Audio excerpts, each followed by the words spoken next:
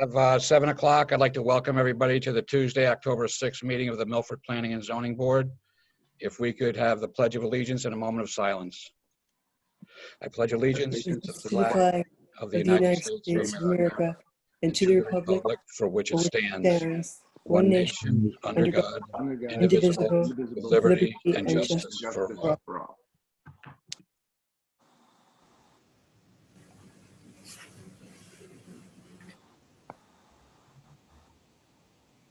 Thank you. Meg, could you call the roll, please? Sure. Ms. Austin? Present. Mr. Castagnoli? Present. Mr. Collegian? Present. Mr. Mortimer? Present. Mr. Moore? Here. Mr. Quish? Here. Mr. Sadi? Present. And Mr. Cater has advised he cannot attend tonight. I'm here too. Oh, Peggy, sorry. That's all I right. forgot you. Peggy. Miss Kearney. I'm here. Thank you. All right. We are going to change the, we're going to reorder the agenda. And the first thing that we will hear is the GS 824 0 East Broadway, request by the City of Milford pursuant to CGS Section 824 to approve a sidewalk construction easement at Recreation Area Number 1, which is owned by Milford Beach Association, LLC. Mr. Quish, a point of order, please. Yes. Yeah, go ahead, Mr. Do we have to add something to the agenda before we start? No, we can do that later.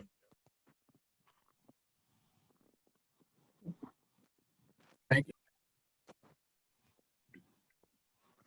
Do we have somebody from the city that's going to present this request? Well, I saw John Bertram pop up here.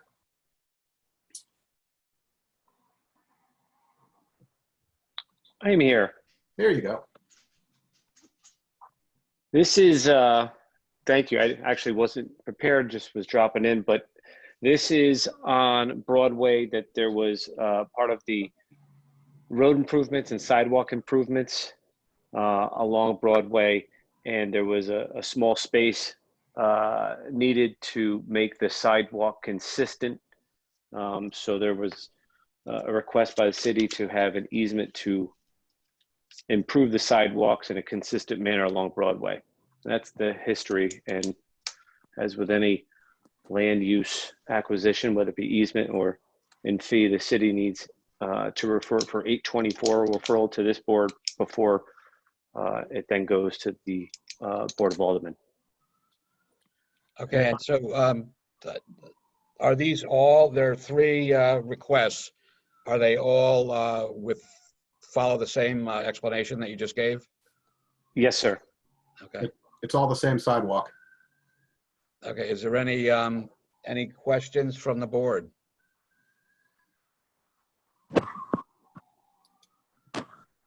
If seeing none, I would hear 3 separate motions.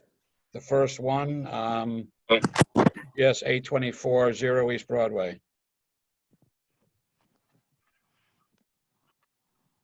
Okay, I'll take that, I guess. I move to approve as presented the request of the City of Milford pursuant to CGS Section 824 to approve a sidewalk construction easement at Recreation Area Number 1, which is owned by Milford Beach Associates, LLC. We have a motion. Do we have a second? Second. Is that Peggy or Nancy? Peggy. Thank you. We have a motion and a second. Is there any further discussion? Seeing none. All those in favor? Aye. Aye. Aye. Opposed? Seeing none, motion carries. I would hear a motion on CGS 824 49-71 East Broadway. The question, Mr. Sadi would make the motion, please. Go ahead, please do. I move to approve as presented the request by the City of Milford pursuant to CGS 824 to approve a sidewalk construction easement at MAP 16, Block 145, Parcel 40, designated 49-71 East Broadway. It's owned by Beachside Condominium Association Number 1, Inc. Do we have a Second. motion? Do we have a second? Second. Joe Castagnoli is the second. Okay, so is there any further discussion? Seeing none, all those in favor? Aye. Aye. Aye. Opposed? Seeing none, motion carries. I'd hear a motion relative to CGSA 2473-109 East Broadway.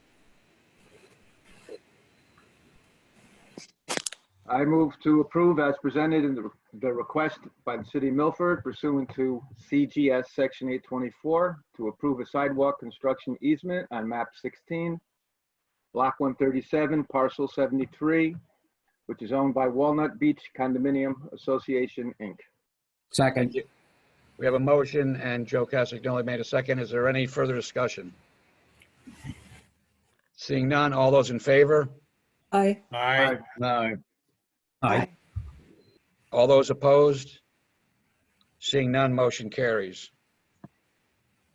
We also have a request to add an item, 440 Wheeler Farm Road. That will take a 2/3 majority. David, if you would explain that and why we're asking for it to be added to the agenda. Sure. All of the information was distributed to the board in their packets. And the motion was actually put onto the motion sheet. But in my haste to do everything, I neglected to actually put the item on the agenda. So you have the information. It doesn't require a public hearing. It's an amendment to a site plan. So it can be added to the agenda with a 2/3 vote of the members present. Okay, if you would, David, just give us a quick, you don't need to do your full synopsis, but a quick overview of what they're asking for in case Sure. it's needed. It's a pre-existing office building up on Wheeler's Farms Road. And they are expanding the parking area. Back in 2004, the property was subdivided and a proposed parking area was presented as part of that subdivision. And at the time, the board said, well, you know, that's probably fine, but you'll have to come back when you actually design it. So they're here tonight because now is the time. They decided to design it. And when I read my report, I can get you the actual numbers. But you know, they've expanded the lot, and they're also improving the landscaping around the lot and the building itself. Okay. Does anyone like to make a motion to add this to tonight's agenda? I'll move to add it to the agenda, Mr. Chairman. Okay, we have a motion. Do we have a second? Second. Peggy Kearney, we have a Yes. second. Is there any further discussion? Any questions from the board? Okay, let's, if you would, Meg, call the roll.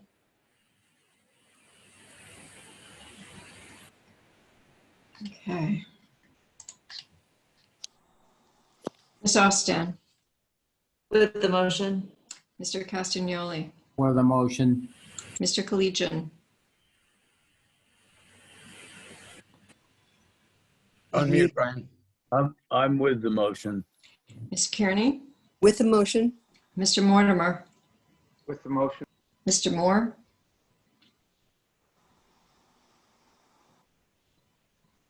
Carl, Carl would need to unmute.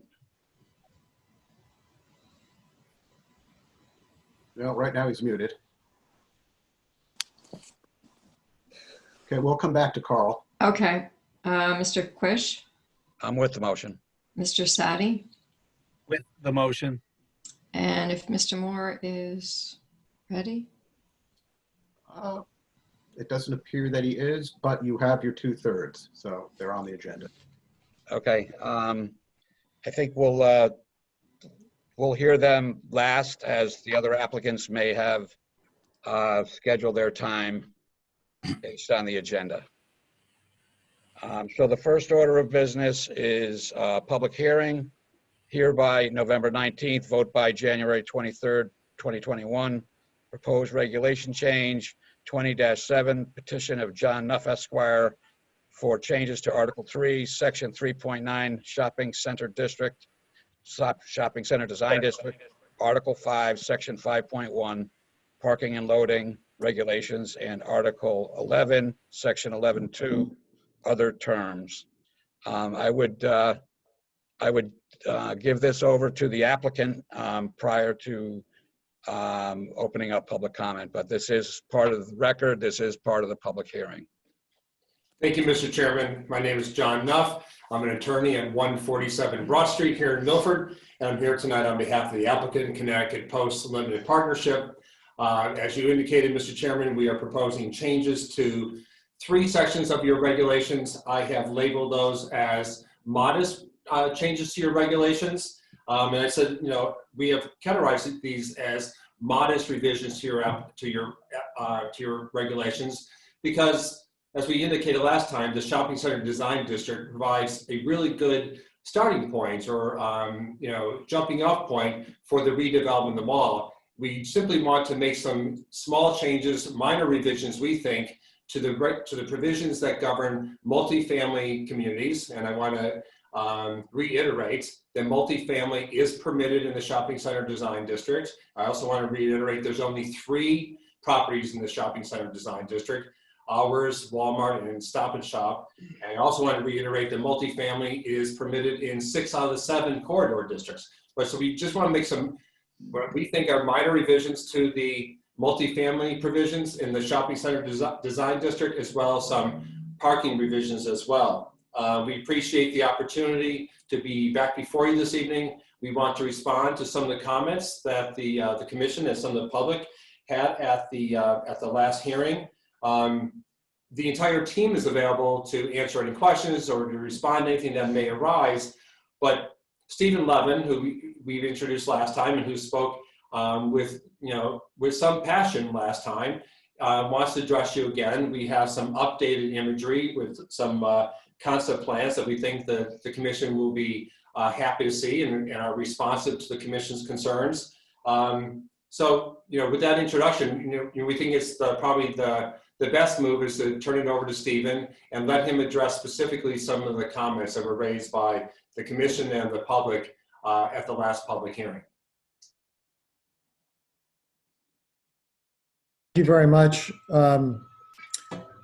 Again, my name is Stephen Levin. I appreciate once again the opportunity to be before the commission and present what we believe to be a very great opportunity for the city of Milford and our partnership with the city of Milford. We presented last time, and I feel like that we went through a lengthy presentation that provided a lot of analytics and a lot of varying points of view and comments. And I felt like that after listening to a number of the comments from the commission, as well as some of the public, I wanted to make sure that we were able to come back and address some of those comments, as well as, quite frankly, provide what I believe to be some clarity on some of the issues that are most fundamental and most important to this decision. I know this is a big decision for the commission, and I know that the commission is taking this very seriously, as they always do, and we understand and we appreciate that. And what I want to do is make sure the commission has the information and feels comfortable in the decision that we are hoping the commission makes, which is to support the mall at the end of this. So with that said, what I'd like to say, first of all, is again, this is not about a residential project. This is really about the mall.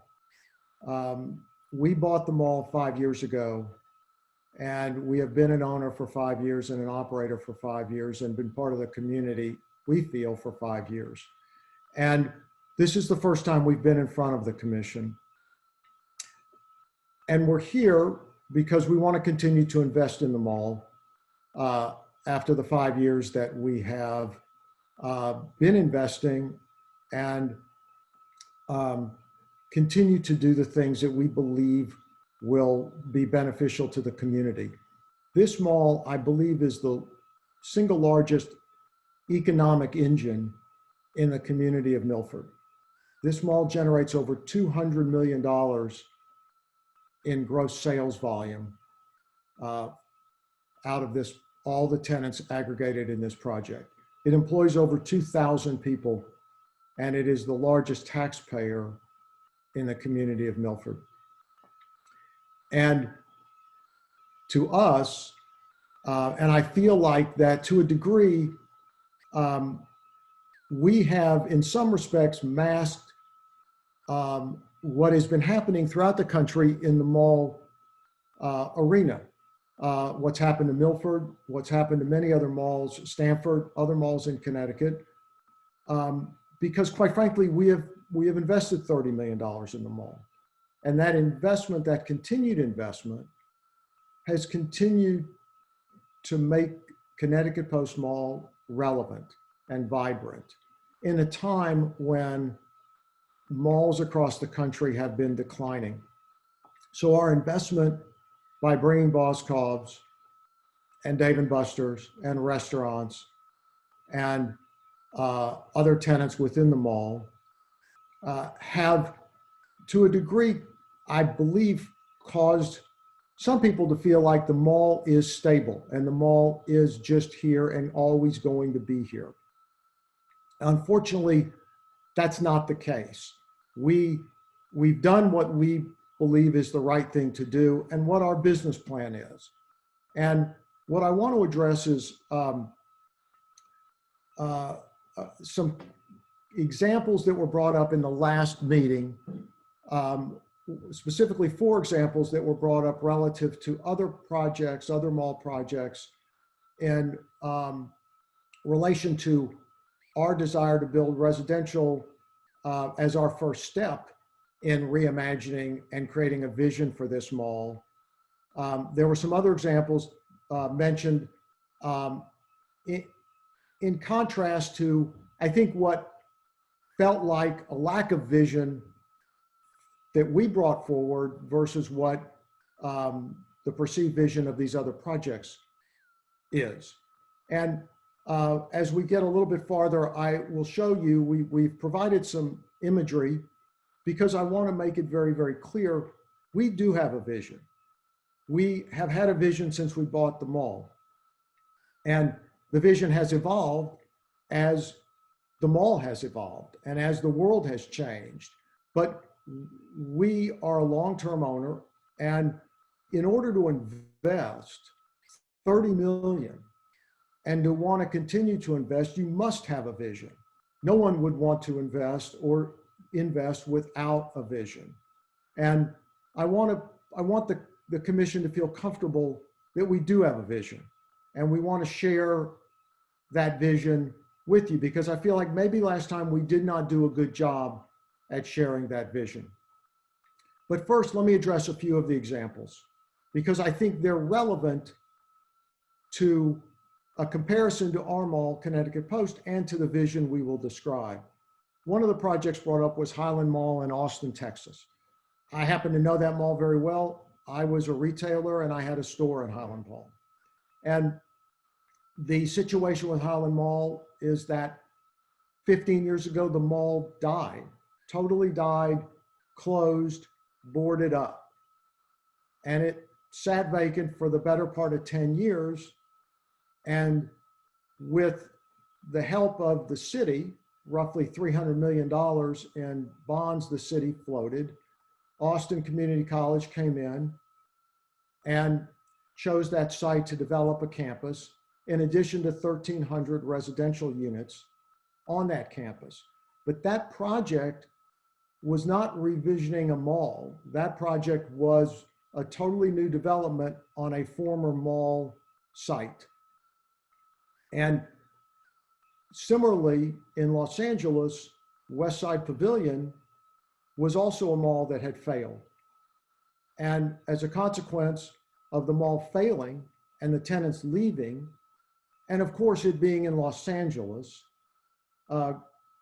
Google elected to bring a 500,000 square foot facility to that project. The entire mall, the entire square footage of the mall. Those are two malls that no longer were malls. The other two projects mentioned, one in Short Hills, New Jersey, Short Hills Mall, really is a dominant mall that, quite frankly, has 3 times the productivity of Connecticut Post. That mall does $500 million in sales volume. Ours does 200 million, 2.5 times. And that mall is very solid, very stable. And all that landlord did was bring a 30,000 square foot co-working facility to that project. And lastly, in San Francisco, once again, also in San Francisco, Westfield, an owner that used to own Connecticut Post Mall, owns a dominant mall in San Francisco, and they brought a tech incubator tenant to the project. Once again, a mall that was very successful, is very successful, and is not being revisioned. The contrast is that we don't want Connecticut Post to die in order to redevelop the mall 10, 15 years from now. That's not our vision. Our vision is to reimagine this mall, reimagine this property while it continues to be a vibrant, relevant amenity for the community of Milford. This mall doesn't have to die. Notwithstanding all that is talked about in America, not every mall in America will die, because there is a need for projects in communities that provide a place for people to enjoy their lifestyle, to enjoy going to restaurants, to enjoy going to movies, to enjoy going to clubs, to enjoy some level of shopping, to enjoy taking their families and sitting outside and listening to music, to enjoy working, living. That is the new version of the mall. And what we're here to do is to be one of the 200-300 malls in America that remain viable, remain a dominant economy in the community while we re-envision this project for the next 30 years. What I want the commission to understand is this is a vote for the next 30 years for the community of Milford. This mall doesn't need to die. It will, and quite frankly, we are an unusual owner. The reason that so many malls in America will not be around in 5 to 10 years is because they don't have an owner that has a long-term vision, that is passionate about building places that people enjoy living, being the fabric of a community, and having a financial partner like USAA that has the capital and the long-term investment horizon to complement an owner's passion in creating a great place. It's a very limited grouping of companies. And as much as I hate to say it, if we're not here, the next owner will not bring this forward. That just Meriden as I mentioned, sold for $10 million. Westfield bought it for $120 million 4 years ago. Sold it for $10 million. 5 years. That's what happened. So we want you to feel our vision and realize that Milford can be one of the few that has a project that is a dominant economy, that employs thousands of people, that is a place that the community embraces and enjoys going. I can get on my bandstand, and I do regularly, when people talk about malls are dying and online shopping is the only thing people do. I think all of us would agree the last 8 months of living inside and not going anywhere and living in a virtual world is not the way that we all want to live our lives. I don't know anybody that says, boy, the last 8 months has been the best time of my life. Being at home, the mall provides an amenity, even when you don't think it does.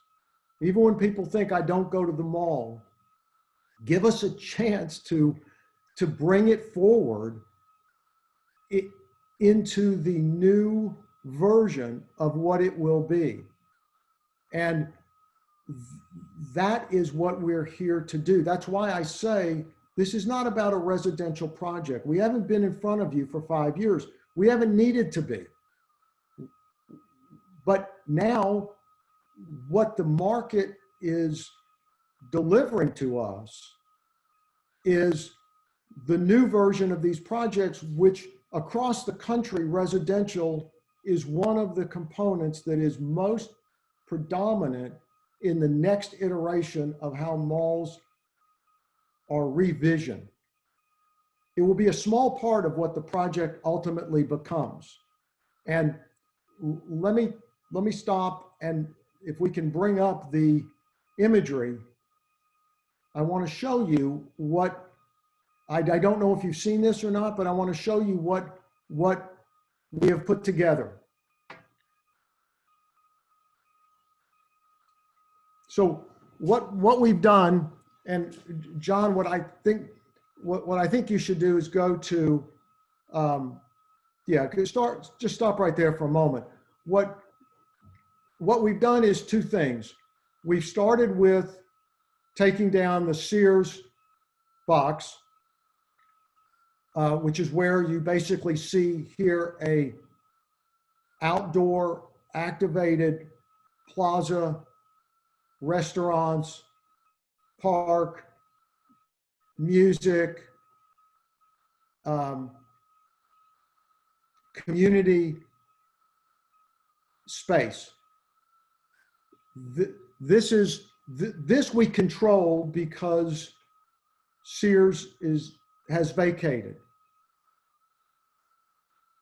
On the top right, you'll see the residential project that we are proposing to go first. Now, John, go to the next. This just shows you, and by the way, we're doing this around the country. This shows you the visioning that we have for a community amenity. Now, I know that doesn't look like Connecticut in November, December, January, but hopefully it does in March, April, May, June, July, August, September, and possibly October. But then let's go. So this is the next iteration, which includes 2 buildings, one on the bottom right with a green roof, one near the residential project, and an office building, glass office building right there. Now, please understand, we have torn, in order to get this done, that office building with glass is sitting where the mall is today.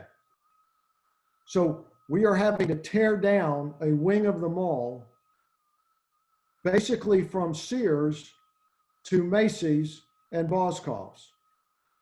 Now, that will cost us probably $25 million, and we'll lose $4 million of revenue to do that because we have tenants in that wing, and Dave & Buster's is right on the edge of that project. But we're prepared to do that. We're prepared to ultimately get to this place where you have office, you can have any one of these projects, could be medical, it could be an academic campus, outdoor restaurants, and a viable, dominant project with Target, with Macy's, with Dick's, restaurants, and even a bigger economy, generating more sales volume, more employees, and more economic benefits to the city of Milford. So this is our vision as best as we can create it today. This is keeping the mall vibrant, keeping the mall open while these things can be done. Now, this takes years and years, which is why I say that we're your partner, but we're here. And very few companies will come in and make this commitment to want to make this happen, to try to make this happen.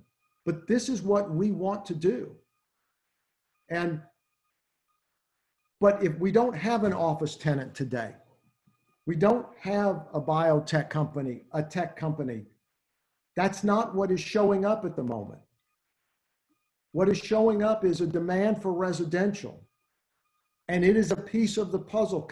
It allows us to continue to invest, to continue to show Google, a biotech company, whoever it is, it shows them this is that Milford's committed to bringing them here, that the mall owner's committed to bringing them here. And I can tell you, people that work at Google, people that work at any of these biotech companies, they want to live 10 feet from where they work and 10 feet from where they can walk to restaurants. That's the lifestyle that these people want to have. And so we do have a vision, but we have to, the market is our governor. The market tells us what we can and can't do. But I want you to understand that we're not here just to build a residential project. Quite frankly, that project in and of itself doesn't save them all. It is just the next step. No more than Boscov's saved the mall. We spent $20 million to bring Boscov's. We did it because we have to keep doing these things in order for this mall to become something that you are proud of, and that is not a dead mall, that is not a vacant site for 10 years, which unfortunately these have way more wind in your face than in your back. So this is what we want you to see. This is not etched in stone. We have flexibility. And what I would commit to the city of Milford, Mrs. Nash, the Economic Development Director, if you will create the opportunity for the city of Milford to be in front of anyone you want to bring to this community, Google, Facebook, whoever it is, I will personally go to those meetings with you and sell this vision and sell this project to them. We will be there with you. We will stand side by side with the city of Milford and say, you come to Milford, we'll put you here, we'll make this the most desirable location for you to be. You've got my commitment for that, because that's our plan. That's what we would love to have happen, but we have got to do this in the order in which it is presented to us. Now, just in summary, lastly, what I'd like to say, and it's very hard for me. I love these places. I love having a place that people enjoy going. I read, every Sunday I read the social media about Connecticut Post, what people say about it. And it hurts me when someone says, oh, it's just a mall. A lot of stores are closing. You know, it's like a personal affront to me. I'm like, wait a minute. I want to call the person and say, wait a minute. Why didn't you go here? Why didn't you do that? Tell us what you want. We are passionate about this. This is important to us. This mall is important to us. I can't emphasize it enough. One residential project we're not going to make enough money on that to make a difference. But it has to be something we do to get to where ultimately you want to be and we want to be. Don't let this mall die. $4 million a year in tax revenue to the city. If it dies, it's 10 years. It will take 5, 6, 7 years to die. Someone will buy it for $10 million and it'll sit there.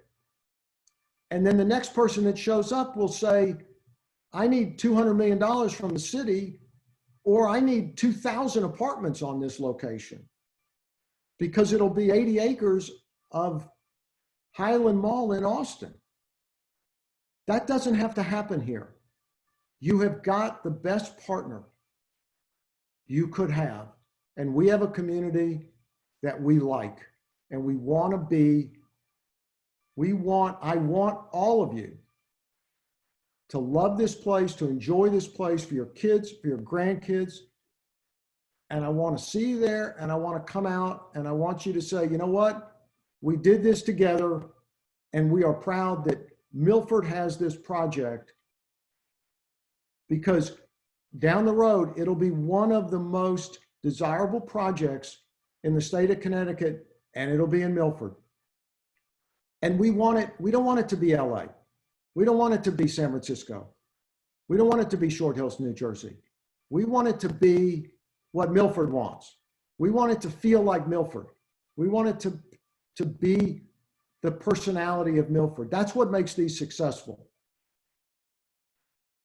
So we don't want to lose, and I don't believe Milford wants to lose $200 million in sales.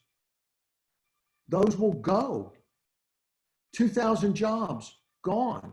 Tax revenue gone. This is happening all over the country. Ask your friends in Meriden what's happened.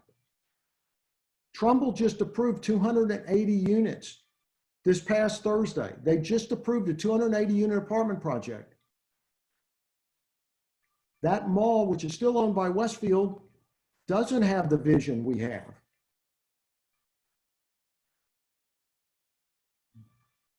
Don't let that happen here. It doesn't have to.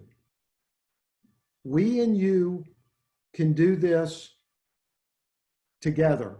And you've got our commitment. We're going to do it right. You're going to be proud of it. We didn't drop in here yesterday, put a piece of property under contract and want to build 300 apartment units and leave town. We've been in here for 5 years, investing in the community, and we want to continue to do that. But we need your support. Thank you very much. I appreciate the opportunity once again. Thank you. Does the applicant have anything else, or are we going to go to public comment?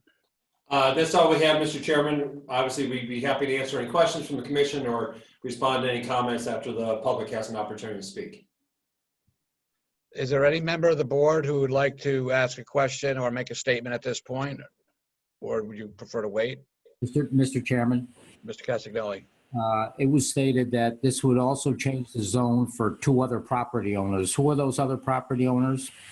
Yes, the two other property owners are the Stop and Shop property, obviously across East Town Road, and the Walmart Center. And I would say, and I think Stephen would back this up, that both of those retailers are doing quite well, and frankly, there'd be likely no reason for them to, or no basis for them to try to take advantage of this. Again, we're capping the number of residential units in the entirety of the zone, and if the regulation amendment is approved, we would obviously apply for 300 units. So those are the two other properties in the shopping center design district.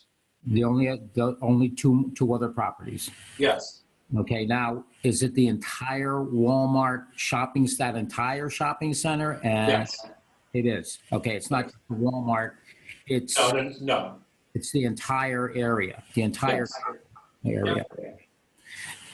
Okay, and Stop and Shop, which is on East Town Road. Okay. Yes. Okay. All right, thank you. Any other questions for the applicant right now? Yeah, I have a question. I'm wondering what your timeline is for these improvements. They look great, the amphitheater and all the adjacent buildings and everything. What could we expect to see, like short, medium, long term? Have you planned that out yet? Well, our plan, I mean, we obviously, would love to get this project kicked off when, John, mid next year? Correct. We are working on, these are the visions we've been working on, these designs and these plans. We want to get the residential kicked off, which will help us start with the plaza area.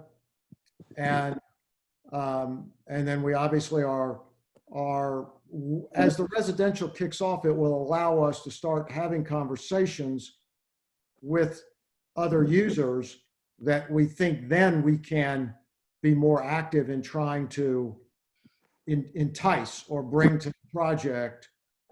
But the first two pieces are the plaza and the residential, which we hope our plan is to kick off mid next year. The sooner the better for us, because this is critical, and as soon as we can get going, we want to get going, I guess, is really the answer. Yeah, so obviously the apartments are number one. That's what you want to start with, and that's big enough job on its own. But all the rest will be filled in as, it's presented as a vision that is complete, but really that's still in flux, I guess. Yeah, it's in flux because we don't have an office tenant. We don't have a tenant yet. Obviously, again, we have to tear down that part of the mall, which is obviously a very, very sizable endeavor. But again, we're prepared to do that. And we've been talking to tenants, and if we can get one that provides us the credit, if Yale Medical School said we want to put a building, a satellite office here, we'd be all over it tonight. And so the important thing is to start something so that these users see the mall as a go forward project and a go forward place that we are, rather than trying to sell from the standpoint of, well, what are you doing with the mall? Everyone asks you, well, what are you doing with the mall? What's going to happen? What's going to happen when, Penny's goes, when Boscov's goes? Everyone says, what's going to happen when Macy's closes? And people don't think Macy's is going to remain. So we're constantly answering questions about when is Macy's leaving and what are you going to do with the Macy's box? And so the more we start, the more we're able to talk in a positive fashion as opposed to defending ourselves for, comments about the fact that the mall's going away. Great. Okay, thank you. So I guess I'm just, the real question, I guess, in the back of my mind is, what other priorities do you envision for this type of property, considering the neighborhood, considering Milford? Do you have something that is foremost in your mind, or it's just as they come up, the opportunities come up, they will be explored? Yeah, and listen, I think we're interested in what the city wants. We're interested in what, you know, again, we've heard the mayor say biotech. We've heard, you know, Google. We've heard, I mean, listen, I'd be on a plane tonight if I thought I could get a meeting with Google to be at the mall. So we're trying to go, we want to do what works, but selling Google is Milford and us. It's not just us. So, you know, Milford has to sell Google as well as us. So we want to work with the, you know, we're doing this in Chicago and Vernon Hills and Aurora. We have a great relationship with both cities where we talk with them about, you know, what does the community want? What works here? In some cases, it's co-working. One of the things we really want is co-working. You know, one of these co-working facilities that we think works really well. That's something we can do. That's something we could do, you know, relatively easy, which again is another notch in our belt for the larger tenant. So we are, from our standpoint, we have no restriction on how fast we would like to go, but we have to create the demand to execute.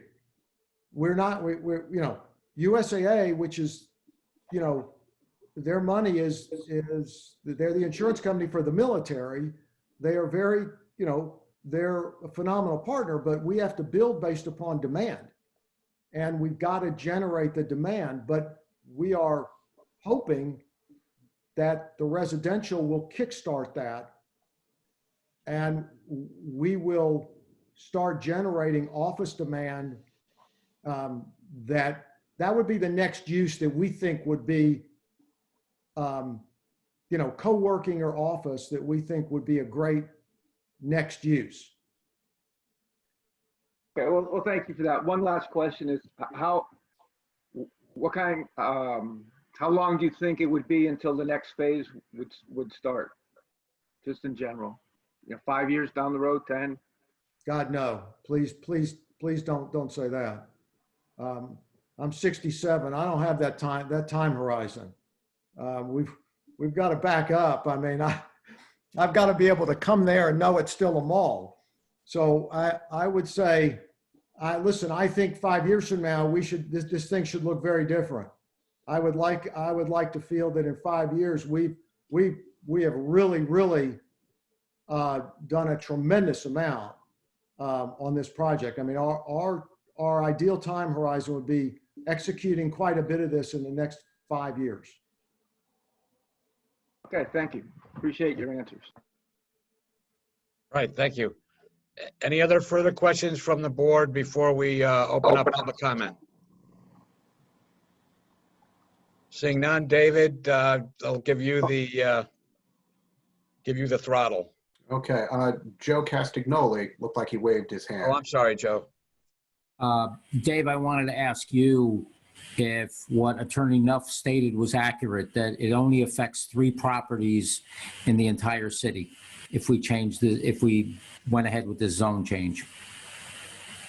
Yeah, that's correct. We only have those 3 properties in that zone. All right. Thank you, Dave. You're welcome.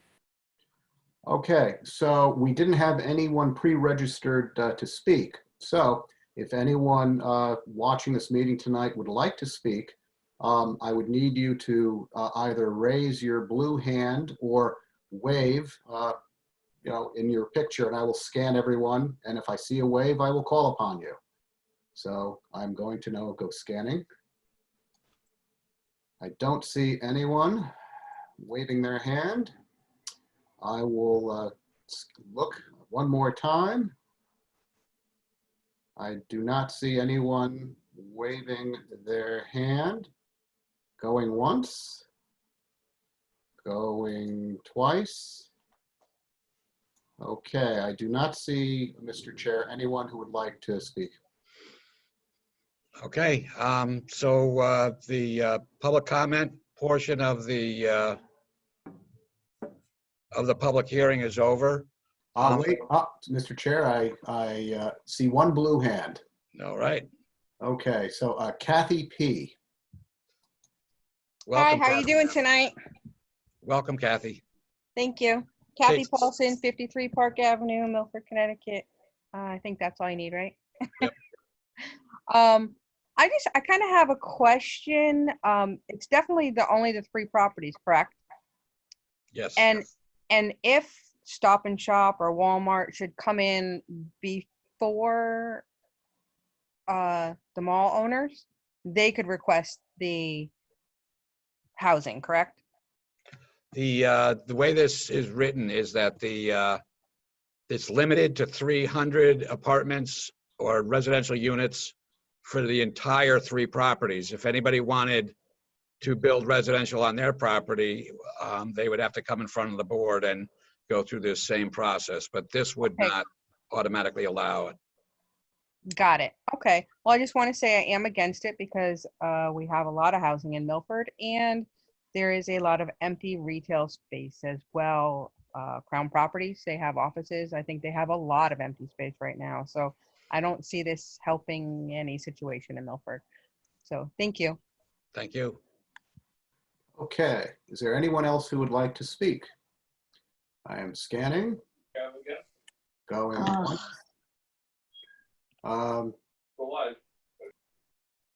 Is there anyone else who would like to speak? Okay, Dana Marquis.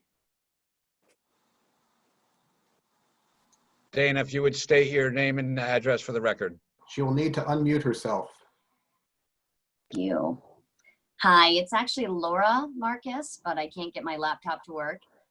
I'm wondering. Dana, would you state your address, name and address, please? Yes, it's Laura Marcus, 40 Park Avenue, Milford, Connecticut. Thank you.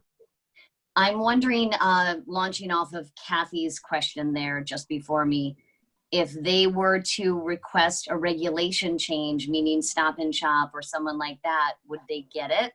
And then would we start this all over and would it domino effect? There would be nothing to prevent them from requesting it. Okay. Mr. Chairman, if I could add something, I think it's important to note that let's assume for the moment that this regulation amendment gets passed and the mall makes an application for the 300 units and that gets approved. Anyone else trying to take advantage of adding residential in the shopping center design district would have to come back before this commission with another regulation amendment. And this is an important component, which is a legislative act. You have considerable discretion on a legislative act. So any claim that if you set a precedent, you would have to allow Stop and Shop or the Walmart property, that is utterly not true. So you are setting no precedent by a legislative act. And I, forgive me for repeating myself, but I think it really bears repeating that multifamily is already permitted in 6 out of the 7 corridor districts, including CBD 5. So thank you, John. Yeah, this is time for the public. We're not going to go back and forth. Got it. David? Okay, I will continue scanning. I see no one raising their hand. Going once. No one raising their hand. Going twice. And once again, it appears no one. Well, Dana just spoke. So. So, No. Laura Marcus again, 40 Park Avenue. Laura. Okay, go ahead. I have a follow-up question. So he said that you'd be setting a precedent later if they asked for a regulation change, but aren't you setting a precedent now? And, No. and I would like to say that I'm not against this. It looks beautiful. I just want to know the full dangers of what could happen in 20 and 50 years if we change a regulation. That's all I want to know. And I want to know the full scan of that. I don't want to know a fraction of it. I want to know now. Okay, thank you. And John, you'll have a chance to respond to that afterwards. And David, you may weigh in on that as well after we're done. Yeah. Okay, so continuing to scan, going once, scanning, going twice.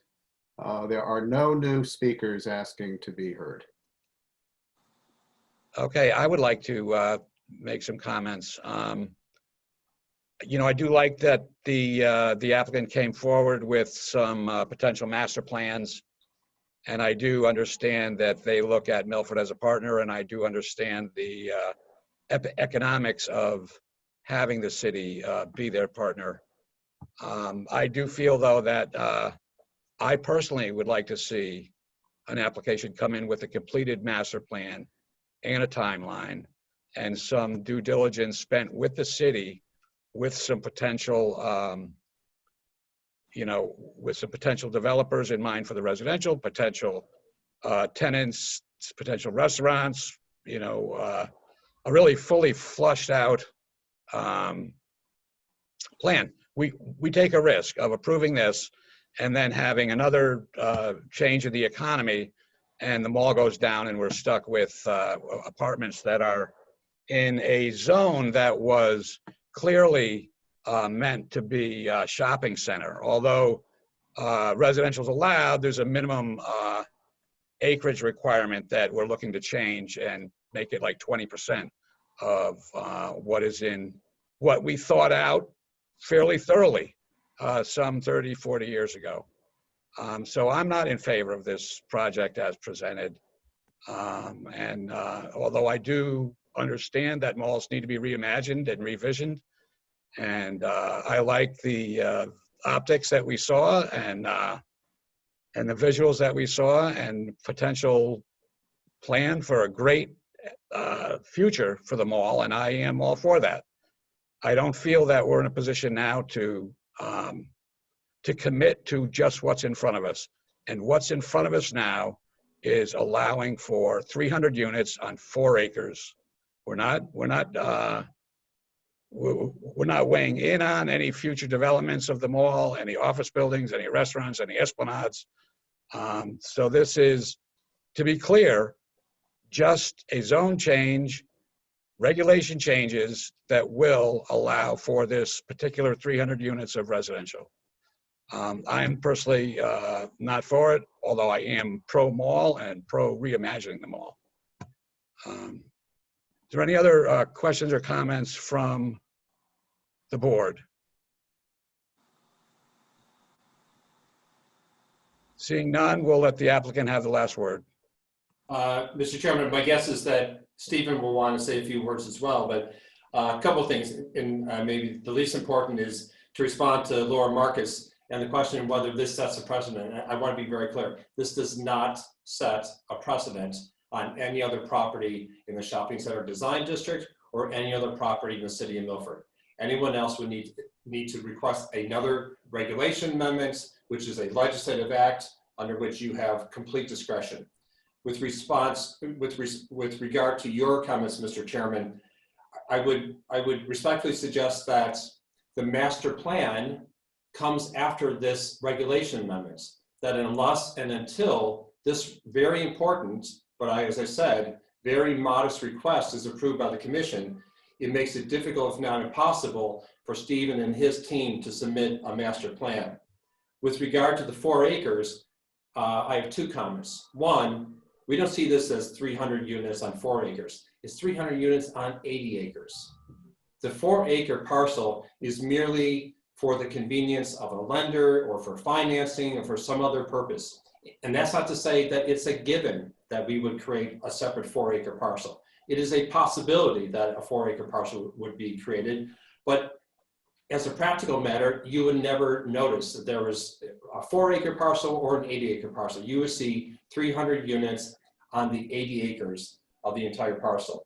So I mean, I'd be happy to address more specifically the minimum acreage requirement, but we try to make it clear, and I mean, I'm sorry if we didn't do a better job last time, that was merely sort of a financing lender issue, and it has nothing to do with how the project would feel. I think Stephen did a wonderful job, and his team at the Aero Streets did a wonderful job compiling some other imagery and creating a real vision and something that the city can be excited about. But I would tell you, and I'm sure Stephen will tell you this as well, those exciting things cannot and will not happen absent this modest regulation amendments. And Stephen, if you want to add. Yeah, let me take a minute if I can. And I guess, and let me apologize in advance. But, you know, what I struggle with is, first of all, the reference I made is that while these comments I understand them and I understand the challenge, but I don't think you're really comprehending the binary nature of what this is. People say we like the mall, we support the mall, but we don't really want to do this. The vision, coming forward with a master vision, when you have a 1,400,000 square foot mall sitting on a parcel of land that has to be torn down and removed and changed, and tenants have to leave, and a variety of things have to happen, cannot be put forth. That's what, when I made the reference earlier about Highland Mall, once it dies, and once this is 80 acres of a parking lot, then someone can come forward and say, we're going to do all these things because there's no impediment. There's nothing in our way. There's no Target. There's no Macy's. All these people, there's all these things that are in your way of just creating a master vision. And so it's not as if we don't want to come forward and present to you some multifaceted execution. But the reality is that with the mall operating and with the desire to keep it operating, you have to do this in a manner that is allowed for you to do it. It's not, we're not coming forward this way. It'd be much easier for me to put something in front of you that was, hey, this is exactly what we're going to do. And, you know, but the fact of the matter is none of our projects are that way because we've got buildings in the way. We've got tenants in the way. We've got to work our way to that place. And I don't think that, so we'd love to create that. It can't be done. No one will come before you with that vision. No one will come before you with that vision. It won't happen until this mall is gone and it is a blank sheet of paper.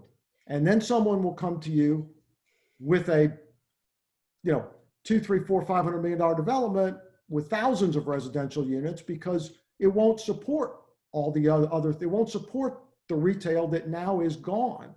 And I don't know, I'm not here to threaten anybody. I'm trying to make a point.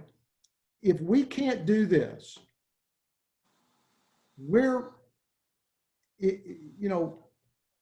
done. We're done investing in the mall.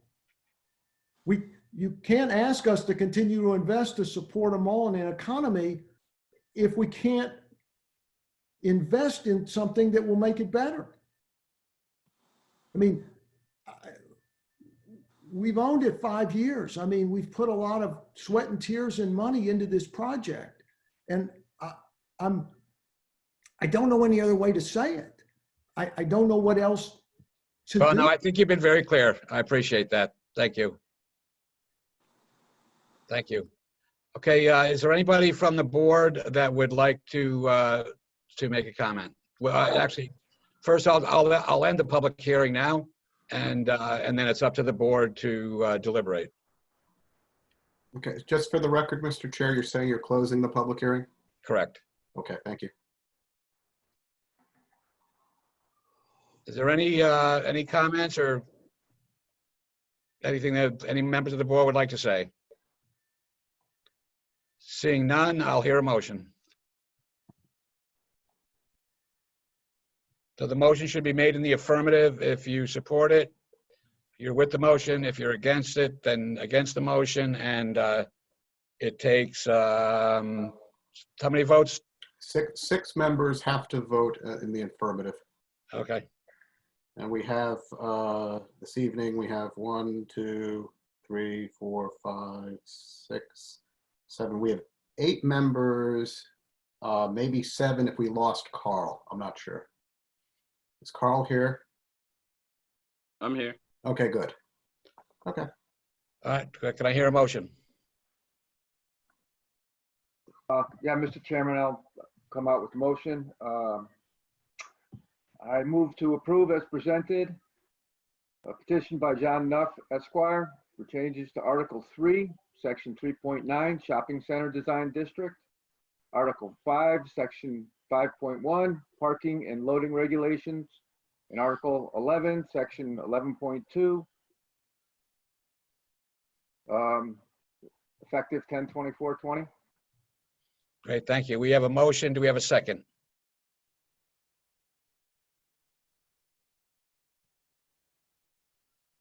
I second.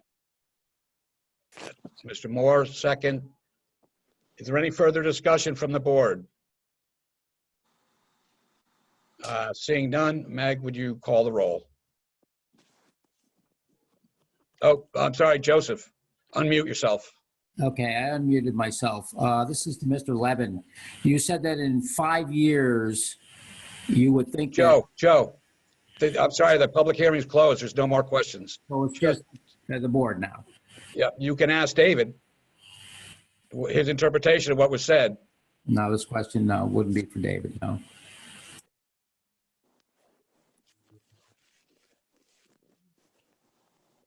Any further comments from the board? Seeing none, Meg, would you call the roll? Ms. Austin, Against the motion.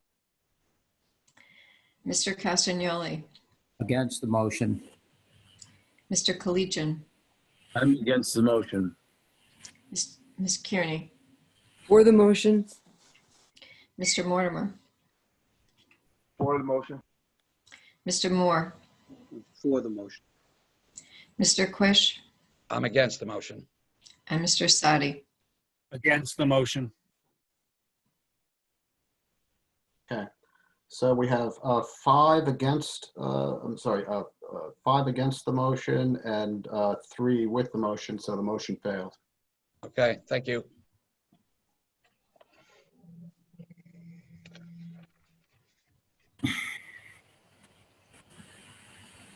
Our next order of business is a public hearing, 141 Hillside Avenue, Zone R5, petition of Joseph Russo for a coastal area site plan review and special permit to construct a new single-family dwelling on map 49, block 795, parcel 83, of which Stephen and Jasmina Coben are the owners.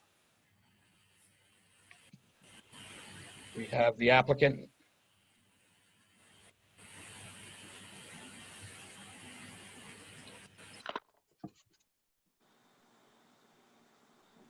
We have Joseph Russo. Yes, He Joseph was, Russo is he here. was here. Oh, here he is. Yep. Hi.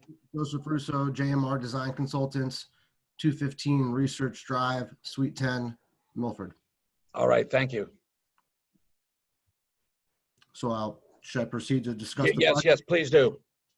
So I'll keep it short. I know this was a heavyweight meeting just before, so I would think this is light work, but we have an existing single-family home that we are knocking down to replace with a single-family home in the exact footprint of a lot in the Hillside Ave neighborhood, which is contingent with a lot of the projects in the area. So Greg Engineering had some CAM review items to discuss. We received it yesterday, and in short order, Paul Stoll updated the CAM review.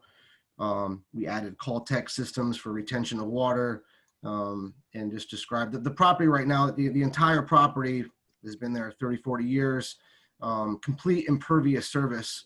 So we are adding permeable area as well as retention to to appease what's been requested. And that's basically it. David, would you give us an overview of the city's review? Sure. The applicant will be demolishing the existing one-family dwelling and replacing it with a new one-family dwelling on the same footprint. A variance was granted for the proposed rear deck on the new dwelling. A special permit is required because the new dwelling is within 25 feet of the mean high water line. The applicant needs to submit a soil erosion sediment control plan prior to the zoning permit being issued. The proposed use does not pose an adverse impact on coastal resources. And have you reviewed the revisions that the city engineer wanted? Yeah, you can make, I always recommend that the board make as a condition of approval any of the conditions that the city engineer has in his letter. Great. Is there any questions or comments from the board? Mr. Sadi here with some questions. Mr. Quish? Yes. Thank you. This would be through the chair to Mr. Sulkus. There was a letter, 2 pages from Steve Harris, the zoning enforcement officer, of September 21st of 2020 in the packet. And he indicated several problems on his conclusions regarding building height, grade, plane average, and the like. Can you explain, Mr. Sulkus, how that would comport with your story that the it's zoning compliant? It's because I believe we had gotten updated plans from Mr. Russo. And in the end, when they come in for their zoning permit, it's got to be zoning compliant. So based on the grades and the structure, you know, to gain a zoning permit, it has to be zoning compliant.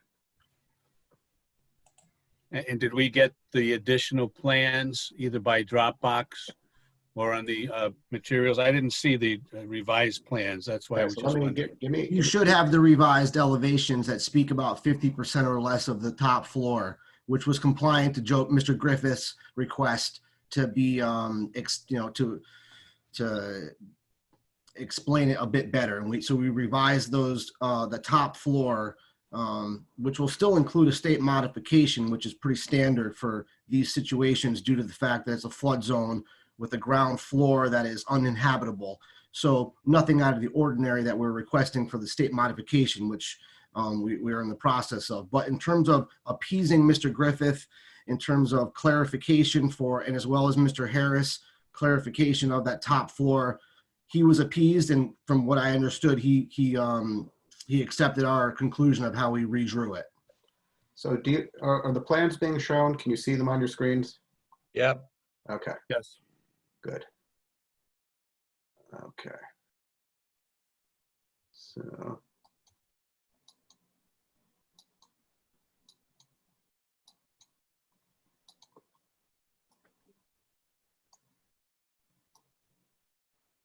So Joe, your modification is, we're showing 34 and 11 3/4 inches to the eave here.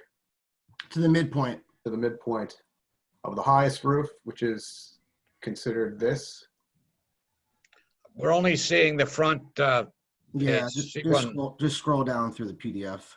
Okay, hold on. Let's come down here.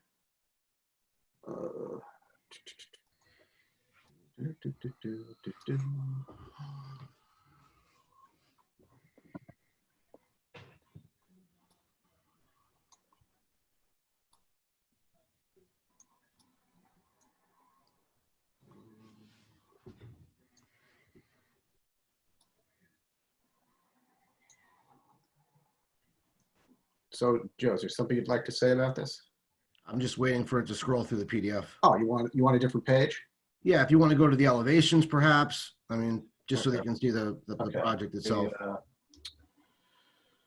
Let's see here. Also to note, the one issue Greg had was the proximity of 2 driveways, spacing in between, which Greg mentioned to have those 2 driveways, which is very common for the hillside area.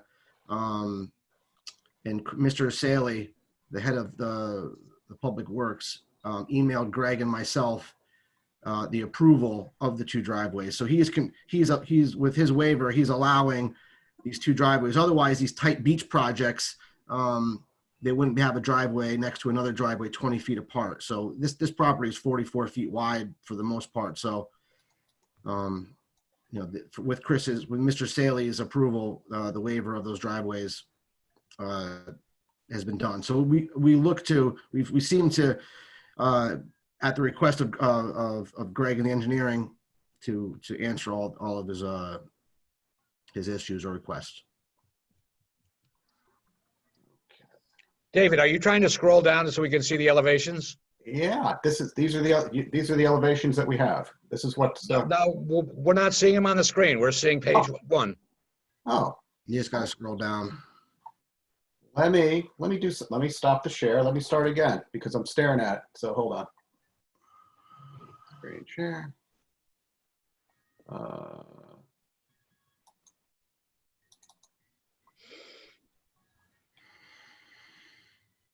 Can you see that? Yes. Okay. So you can see, if I can explain for a moment, on the elevations, per P&Z for the regulation of the top floor to be 50% less of the main roof line. We added dimensions to show the main roof and what portion is dormer versus what part is main roof. So we've revised the plan. There's the roof plan. You can see on the northern portion where that hand is, that's main roof. To the left is main roof. There's lower roofs. And so really where there's stair access up to this floor with a dormer is less than the 50% of the main roof, which complies to what Stephen Harris request. This was that colored version is an older version, so don't mind that. That changed from a previous version.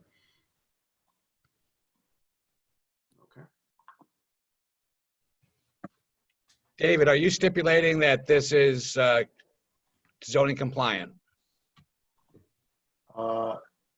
I believe that it will be. If it's not, it should be. Let me look at the report. Hold on. Well, that's not. I know you want a better answer. Maybe. Hold on. Let's give me 2 seconds here. Let's go to the documents.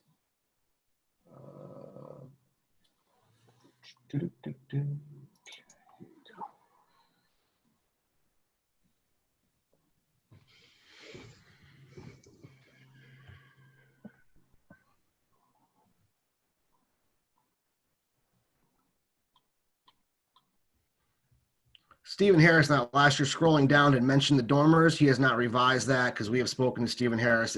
We have done a bunch of work in the past 3-4 days to make this meeting with as compliant of all requests in an effort not to continue this. So Mr. Stoll on the site plan, as well as myself, we've worked pretty diligently to answer these questions, to not have another meeting per se, because we went through a variance prior to this.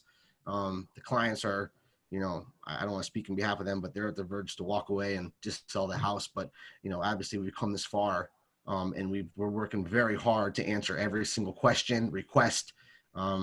So this document you're looking at right now in terms of number 3 has not been revised according to Stephen Harris's last conversation with me. Okay. And the conclusion that Stephen has here is the revised elevations to be submitted showing the buildings conform to the building height prior to the project being placed on the Planning and Zoning Board agenda. So when it went to ZBA, it was compliant. Isn't it still compliant now? Is that a question for me? That's a question for you, Joe. Yes, it is. Okay. Okay, so yes, Mr. Chair, it is compliant in terms of its height. Mr. Sadi, do you have further questions?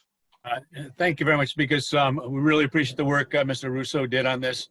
The materials we have a, looks like an August date or September date, so we don't have the most recent materials, but Mr. Sulkus is indicating that they are zoning compliant. I didn't see that on his report. I wanted to make sure they were. I have no further questions. Thank you very much, Mr. Quish. Thank you. Any further questions or comments from the board? Seeing none, I'd open up the public hearing. The public is welcome to speak on this issue. If you want to speak, please state your name and address for the board. Okay, I'm scanning. I don't see anybody who is raising a hand. We have no blue hands. We have no people waving at the camera. It appears no one would like to speak, Mr. Chair. Okay, is there any other questions or comments from the board? Seeing none, we'll close the public hearing, and I would hear a motion. Mr. Chairman, Yes. I'd like to move to approve a petition of Joseph Rosso for a coastal area site plan review and special permit to construct a new single-family dwelling on map 49, block 795, parcel 83, of which Stephen and Jasmina Coban are the owners. Thank you. We have a motion. Do we have a second? Second for Mr. Sadi. We got Peg Kearney made a second. We have a motion and a second. Do we have any discussion from the board? Seeing none, if we would call the roll, please, Meg. Ms. Austin, With the motion. Mr. Castagnoli, For the motion. Mr. Collegian, I'm with the motion. Ms. Kearney, With the motion. Mr. Mortimer, With the motion. Mr. Moore, With the motion. Mr. Quish, With the motion. and Mr. Sadi.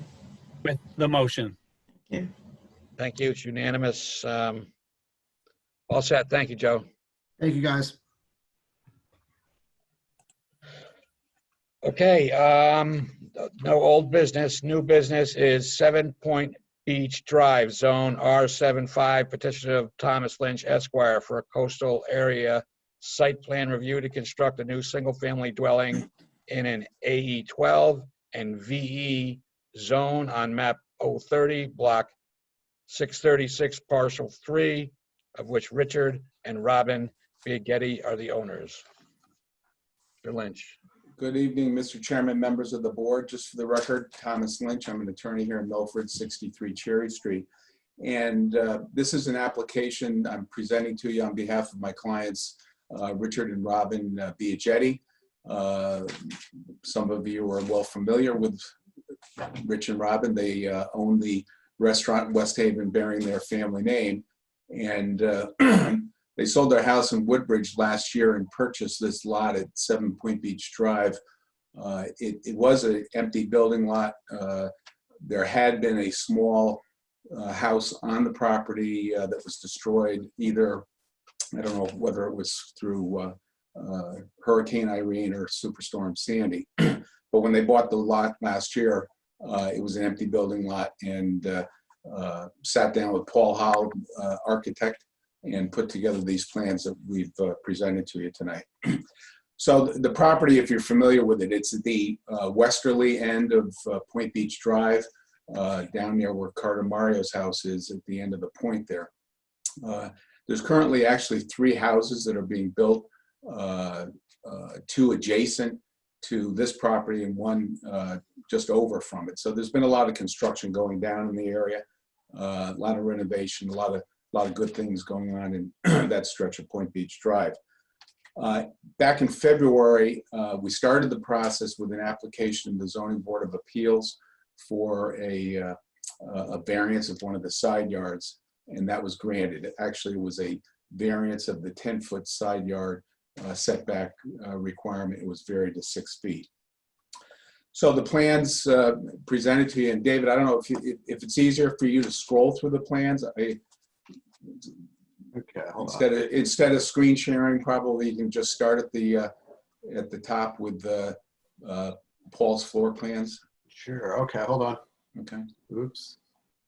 I mean, if you need me to screen share, I have on my computer as well. So. Yeah. I'm getting all sorts of funky things going on here with my Adobe. So give me 2 seconds here. Okay. Let me get the link.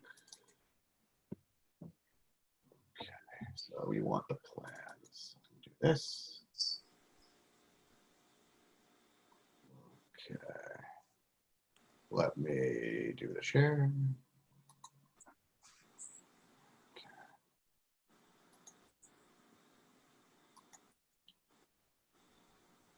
Okay, are you seeing it? Yep. Hold on, let me see if I have to move it here.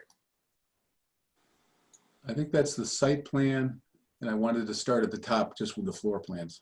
Okay, so that's probably a different link. Plans, that's the other one. So let's try this one.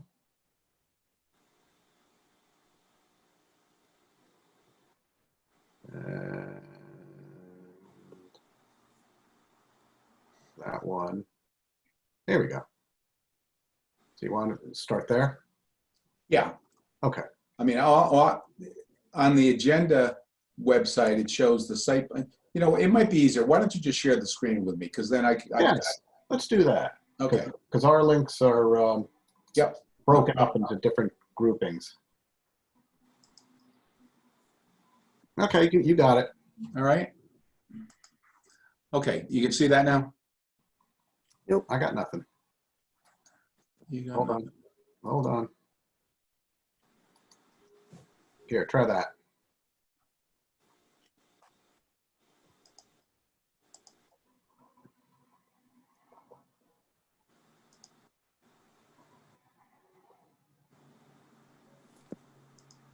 There we go. There we go. Okay. All right, so these are the elevations and floor plans that Paul put together. And, you know, the design is similar to many of the other houses down on Point Beach Drive. You can see the rear and the front elevations. It's going to have a two-car garage underneath with 2 levels of living space up above. The rear elevation here shows the 2 decks going off the back. And these are, of course, the side elevations. The house is going to be approximately 3,200 square feet. It's going to have, here's the first floor plan. It's going to have a entry foyer and then a study off the front door, and then a large open kitchen, living room, dining room area to the rear with the deck off of the back of that. The second floor is going to have 3 bedrooms. The master bedroom is, again, at the rear of the property to take advantage of the water views. And there's 2 other bedrooms in the front of the property. The third floor will be just open space and utilities. The plans were originally reviewed by Steve. I think the website has Steve's initial review. I will share, because I don't think it was uploaded onto the agenda website, the revised review that Stephen made back in 2 weeks ago on September 14th. But when Paul first drew the plans, the clients wanted to have a small bathroom on the lower level. So when they came in from the beach, they could just go into the bathroom down below. And of course, upon review, that isn't allowed in the AE zone. You can't have any improved living space, including a bathroom, on the lower level here. So the plans were revised. That actually is the reason why we didn't make it onto the September agenda, because there was a revision that was being made. So we put it off to this month. And then, of course, the site plan, you can see the zone line here for the flood line. The BE zone is to the south. The property is located basically right on the AE line, so that all elevations were drawn in accordance with the AE 12 requirements. The elevation of the first level of living space is at 17.8 feet, and the height of the building is 34 feet. The other thing I'm going to share is down here. Let me get out of that.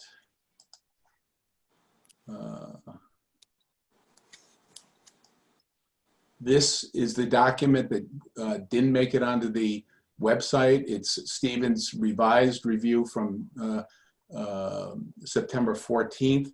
The initial review that is on the website is his August 14th review, where he questioned the flow. I need to interrupt you. Yeah. The screen hasn't changed. Oh, really? Yeah. Let's see. How can I show this? How do we show this? How about that? Nope, still the same screen. Oh, there we go. There you go. Sorry about that. That's Stephen's September 14th review. What you have in your Dropbox, I believe, was his August review, where he said that there was a problem with the flow calculations for the venting on the first floor. So just going to item number 2 here. He now has changed that, and he says that the venting is zoning compliant. But in this review, he also stated that the bathroom shown in the initial plans on the first floor had to be removed. So we did comply with that. And that's the revised floor plan for the first floor that is on your Dropbox. So that's basically it, straightforward. This is not an application for special permit and site plan review. The construction is not within the jurisdictional limit of the requirement for a special permit. So this is a site plan review only. And my clients have been anxious to get started with their construction. I'm sure most of us are aware of contractors right now with folks doing improvements to their home. They do have their contractor lined up to get started. So we're hopeful that you'll approve this tonight and they can do so. Thanks so much, and happy to answer or entertain any questions you may have. Thank you. David, do you want to give us a quick overview? Sure. The applicant proposes to construct a new single-family dwelling on the water in the AE 12VE zone. The proposed first floor will be at elevation 17.8. The site was previously developed, and the proposed change does not pose any adverse impact on coastal resources. And before Mr. Sadi asks, yes, the proposal is zoning compliant. Thank you very much. I knew Mr. Sadi was going to pick up on Stephen Harris's memo that was on the website, so that's why I preempted the strike. There you go. Bob, I hope you're feeling well. Any questions or comments from the board? I have some, Mr. Quish. Thank you. Go ahead, Mr. Sadi. I didn't have 3 to start with, and I appreciate that. Mr. Lynch, you can talk about the concrete bulkhead that's on the water. Do we have an age on that, and is there a concern that that would cause problems in the near future? No, that was reinforced by prior owners, so it's in pretty good shape, Bob. So, yep. And I did see that the zoning variance was 6 foot on the side yard. Correct. And when I'm looking at the site plan map, it appears that you're right up to the end of the property line with your wood decks. Is that accurate, or is just we don't get the proper sizing of the? Yeah, no, it's right up there. Yep. So how is that not in violation of the 6 foot requirement? If you could just explain that to us, please. Are you looking at the site plan? I'm looking at the document you just showed us. It has red lines around the property, and it indicates that it looks like the wood deck on the northern part is, and also in the southern part is right on the property line. Hold on. Let's just, no, it's a very deep, it's, let me see if I can pull it up, Bob. Want me to pull up the survey? Yeah. My technology is limited here. Okay, hold on. Here we go. Oh, I got it. You got it? Yeah. So,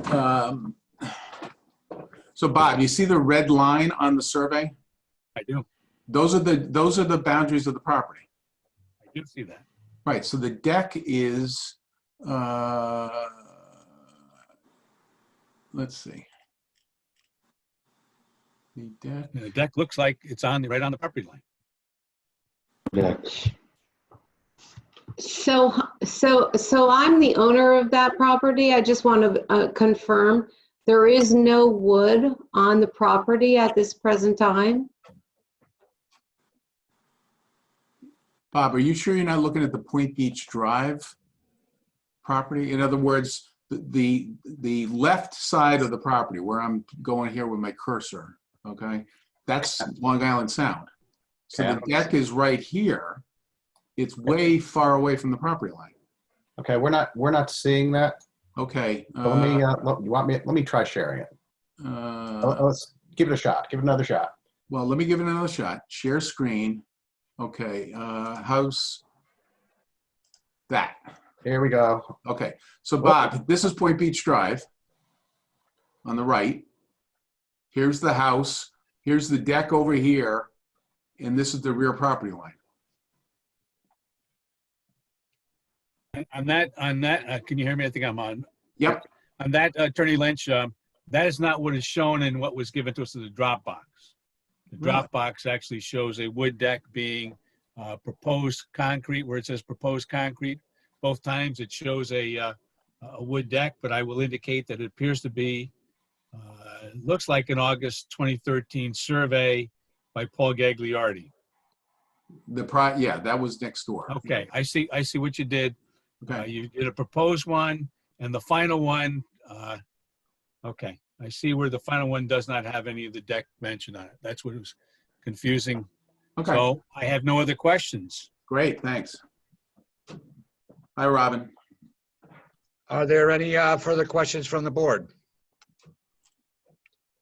You can let go of the screen share. How about? Thank you. So this is a site plan review, no public hearing.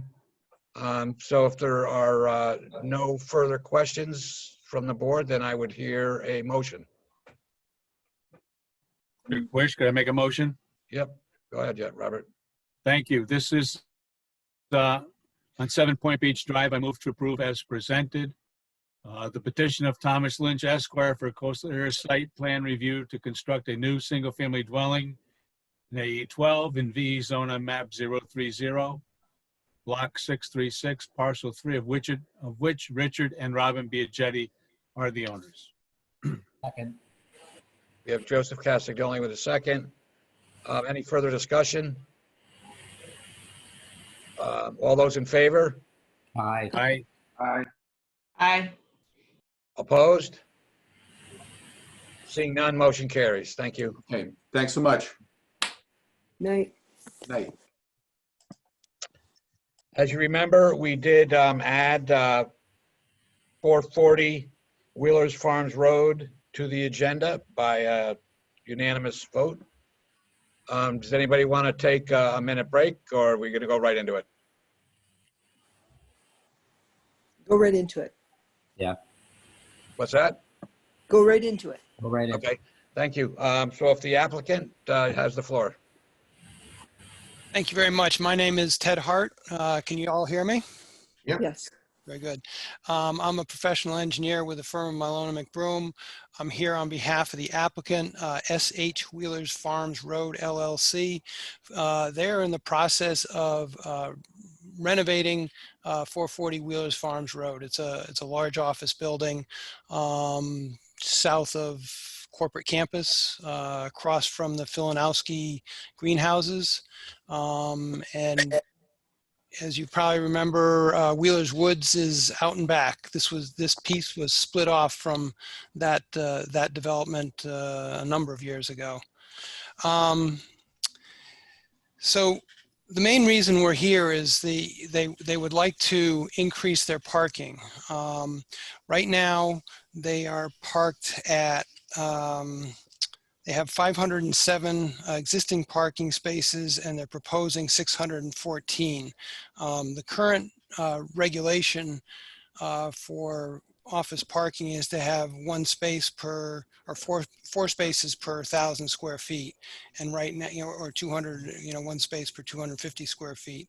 And so what they're hoping to do is increase to get up closer to that. They can't quite get to the one space per 250 square feet of gross floor area, but they're going to get a lot closer. So what they want to do is increase the number of parking spaces from 507 to 614. Can you bring up the plan, David? Yep, I'm working on it right now. It's a little slow, but here Yeah. we go. So hold on here, hold on. Here we go. It'd probably be better just to keep it with you and then going back and forth. Here we go.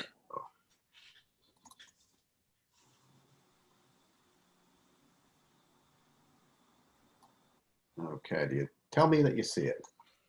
Yep. I see it. Okay, let me just try to rearrange things here so I can move it and tell me that you still see it. Yep. Okay, good. Okay. So there's two areas where we're going to be increasing the parking. One is on the west side, right? Over here, right? Oh, hold on. Let me see if it's. You're on page 1, David. Oh, it's stuck on page 1? Yep. Okay, so hold on. Let me stop this. Let me start it again.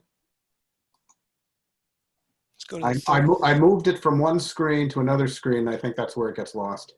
Dave, can I share my screen and help you out? Well, that depends on whether or not this works. Can you see this now? There we go. That's what I need. Okay. So the first area is near the upper part of the sheet. It's gray shaded. We're adding 2 rows of parking there, along with some storm drainage to mitigate any increase in runoff. We've got underground galleys underneath that parking. We're adding, I believe it's 70 spaces in this area. Oops, where'd it go? Yes, so we're adding 70 spaces there. And then the other place we're adding spaces is over on the lower right-hand side, right there, yep. We're adding 2 more rows of parking there with underground galleys near the bottom of the page. And then we've also increased the size of the stormwater basin. There's a small basin now, which is just to the left of the hand. And now we're going to increase that area where he's showing it, the hand there.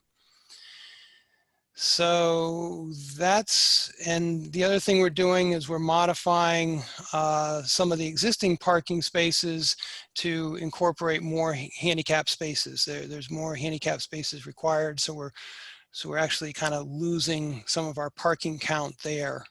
But overall we're going to be proposing 614 spaces, so it's an increase of 107 spaces overall. The other thing we're doing is we're adding a pad up near the stormwater basin for generators right there, and those will be powered by natural gas, so there shouldn't be any problems with leakage of fuel or anything like that.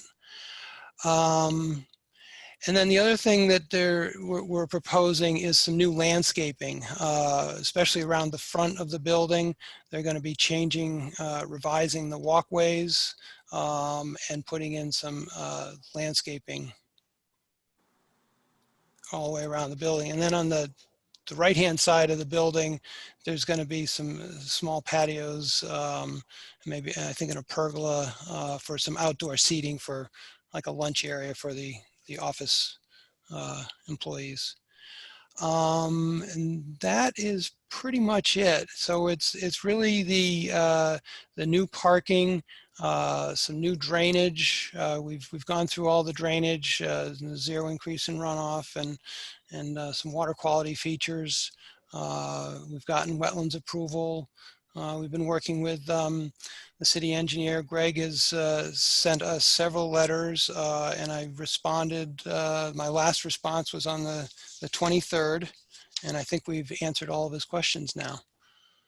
So we've got a sediment erosion control plan.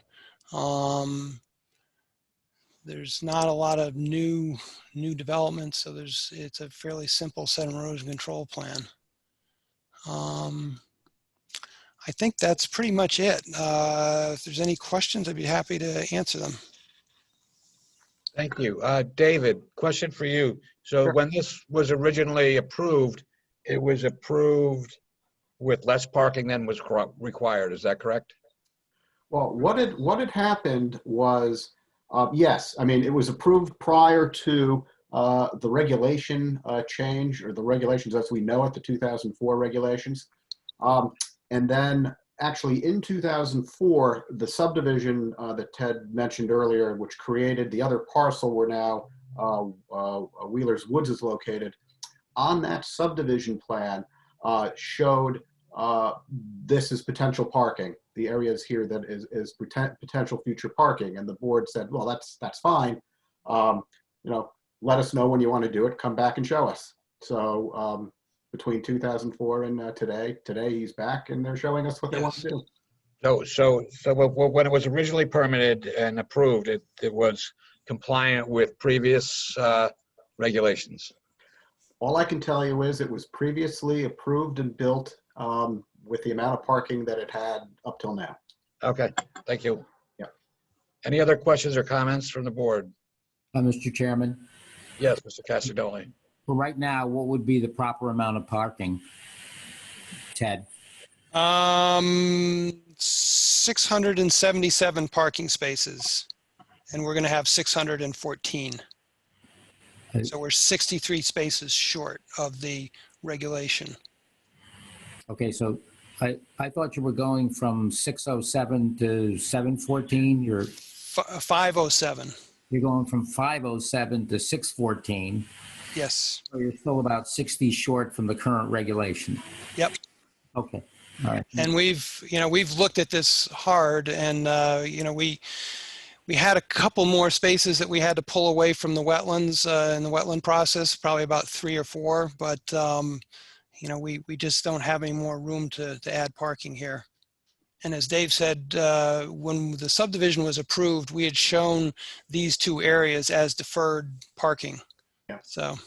And you also have, Ted, remind me, there's overflow parking that's across the driveway in front of Wheeler's Woods, isn't that correct? Yes, that's an easement area, and I'm counting that because that was always part of the count for parking for this office building. Very good, thank you. Yep. So in any event, it's more compliant after this is built than it is today. Yes. Yep. Gotcha. Thank you. Any other comments or questions from the board?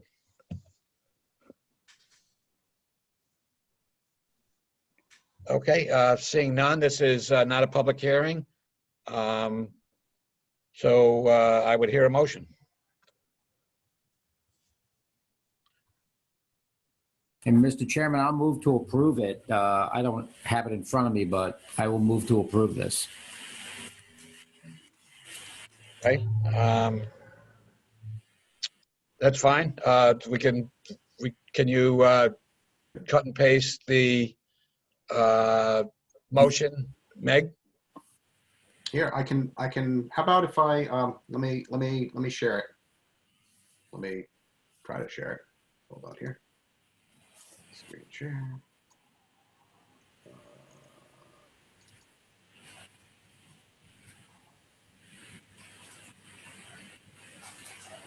Okay. Oh, okay. Can you see that? Yes. Yep. So I move to approve as presented the petition of Ted Hart for an amendment to the site plan for parking expansion on map 96, block 915, parcel 11C, of which SH Wheelers Farms Road RD LLC is the owner. Great. We have a motion. Do we have a second? I'll Second. Okay, we have a second. Any discussion on the motion? Seeing none, all those in favor? Aye. Aye. Aye. Opposed? Seeing none, motion carries. Thank Thank you you. very much. Thank you. Subcommittee, we don't have a report for tonight, but we should get back after it in a couple weeks. We have 2 meetings of minutes to approve, so we need a motion for each. Question, I can make a motion on the first one, September 1st minutes. Okay. I make the motion to approve the amended minutes for September 1st of 2020, and I recommend, and we should note that Meg did an excellent job in changing that. Thank you. Thank you. Second, all those in favor? Aye. Aye. Opposed? Seeing none, motion passes. Do we have a motion for the 9:15 meeting?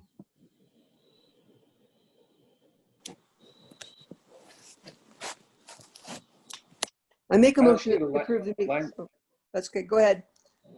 Well, I was gonna say, I don't see the language here, but I will move to approve.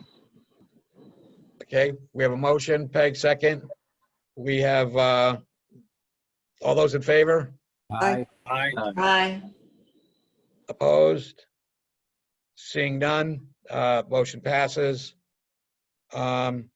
Chair's report, just want to thank everybody for continuing to put up with this virtual meeting schedule. I know it's a little bit odd sometimes, but I want to thank everybody for their participation. Staff report.